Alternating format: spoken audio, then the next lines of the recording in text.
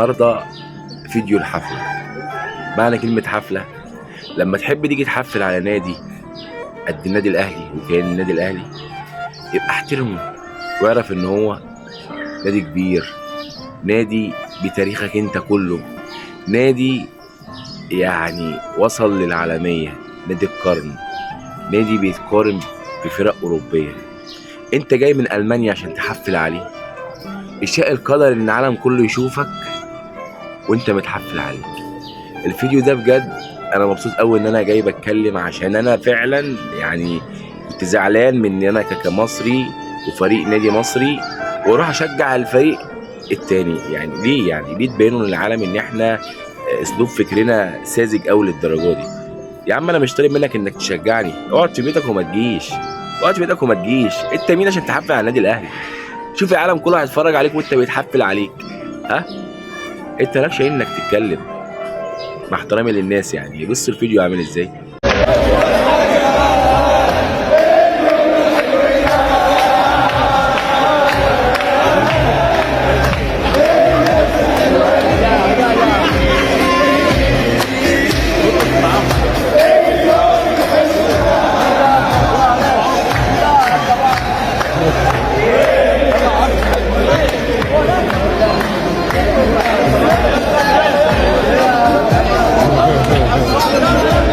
ده بقى جازات يعني اللي بتعدي على اسياده.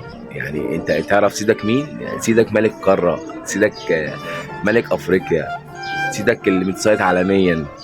نادي الاهلي نادي واحد، نادي المبادئ، نادي الاحترام، نادي الاداره، ناجحين بالاداره.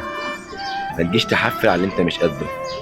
انا اسف، انت طلعت زي ما الناس شافتك وتحفل عليك من اللعيبه مش من الجمهور، وده اكتر شيء بسطني. يعني اللعيبه ردت عليك في الملعب وبره الملعب. شوف لما اللعيبه ترد عليك في الملعب وبره الملعب. صراحه انا مبسوط جدا اني شفت الفيديو ده ووريتكم الفيديو ده.